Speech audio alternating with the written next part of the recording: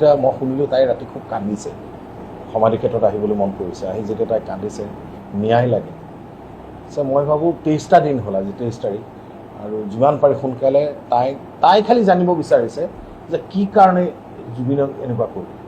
আৰু গৰিমা গাৰ্গক মই দেখিছোঁ বাচ্চা ল'ৰাক মৰম কৰি কেনেকৈ ৰাখিব লাগে, এইটো জুবিন গাৰ্গক তেনেকৈ ৰাখিছে। তেনেকৈ এগৰাকী মাকে বাচ্চাটোক যেনেকৈ বুজালে বুজি পায়, তেনেকেই গৰিমাই তেনেকৈ তাইক জুবিনক তেনেকেই তাক আগবঢ়াই লৈ গৈছিল। এগৰাকী তাই অভিয়াছলি চাৰিওফালে অন্ধকাৰ দেখিছে নহয়, এতিয়া কি হ'ল, মোৰ মানুহটো কিয় নাইকিয়া হ'ল।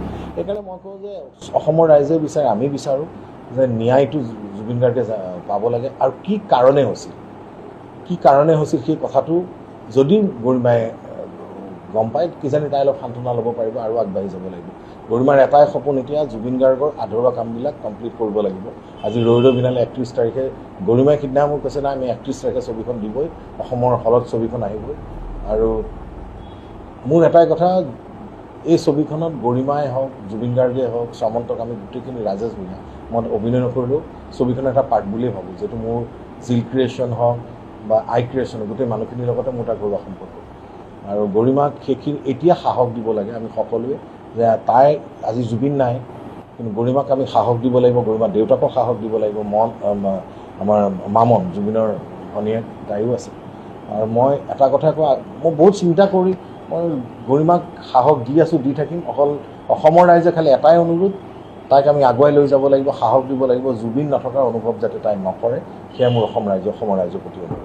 তো আছোঁৱেই গৰিমাৰ লগত, নৱনীতা, আমি দুটাইতো আছোঁৱেই। আৰু আমাৰ বন্ধু মহল সকলোৱে গৰিমাৰ ওচৰতে আছে। গৰিমা আচলতে জুবিন গাৰ্গৰ পত্নী হোৱাৰ উপৰিও আমাৰ পৰিয়ালৰ এজন সদস্য বুলি ক'ব লাগিব।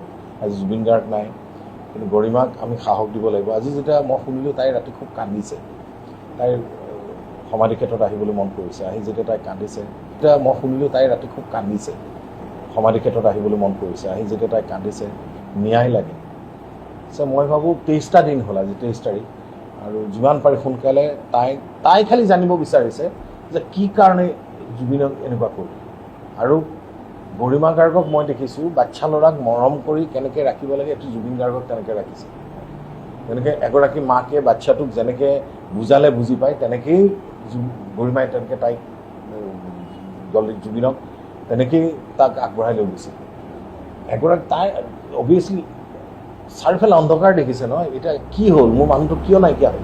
সেইকাৰণে মই কওঁ যে অসমৰ ৰাইজে বিচাৰে, আমি বিচাৰোঁ যে ন্যায়টো জুবিন গাৰ্গে পাব লাগে। আৰু কি কাৰণে হৈছিল সেই কথাটো যদি গৰিমাই গম পায়, কিজানি তাই অলপ সান্তনা ল'ব পাৰিব আৰু আগবাঢ়ি যাব লাগিব।